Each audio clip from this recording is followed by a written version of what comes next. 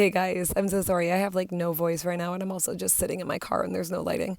My car's not running, don't worry.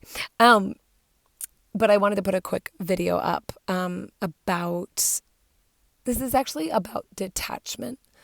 Um, and detachment from creatures and that would include people that we love, like our family members, and how you know you might have an attachment. Again, I'm sorry about my voice. I've been so sick and I can barely talk or sing, which is a problem because I have a big gig coming up, but whatever. I digress. So with attachments, the way that one can know that they have an attachment would be to consider charity in relationship to that attachment. So let's talk about attachments to people and not attachments to items, because I think everybody kind of understands what it's like to be attached to an item, like, right? But if you have an emotional attachment to a person, you're not going to love that person for God's sake, which is what we are called to do.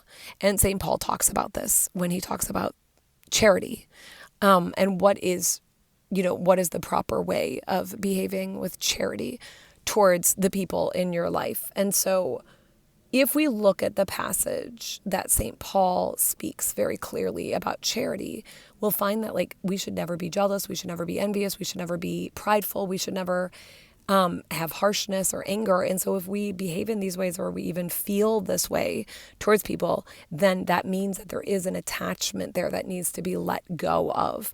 And today I was contemplating this because it's like, okay, but we have these feelings towards people. We might have a feeling of jealousy, we might have a feeling of rage, and like maybe we don't actually show that person that we're angry or show that person that we are feeling jealous or whatnot. But I think that initial feeling that can show us where we lack a little bit of virtue of charity, and virtue of charity, the virtue of charity and the virtue of hope and the virtue of faith. Those are theological virtues, and we can only receive those from God and he has to kind of decide to give them to us. We can ask it in prayer for them, but like it's up to God to give us those theological virtues. We cannot attain them through our own work. Like meaning there's other virtues that you can attain through your own work. Like you could, like temperance, like you can learn how to be temperate, or you can learn how to, not speak with wrath. Like you can learn how to control the outward manifestation of anger, for instance. But the theological virtues, faith, hope, and charity, are from God and God only. And so I think,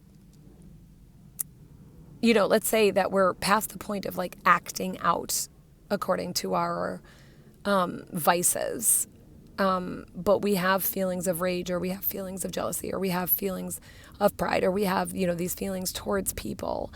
I think it's an immediate call to like recognize that you have an attachment to that person, or an attachment to an idea, or some sort of an attachment with regards to that person, and then to ask God for an increase in charity.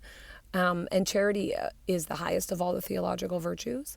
And so, so just an immediate, like, I'm jealous, like identify the feelings, like I'm having a feeling of jealousy, or I'm having a feeling of rage, or I'm having a feeling of this, and God, please give me a greater charity. Okay, bye guys.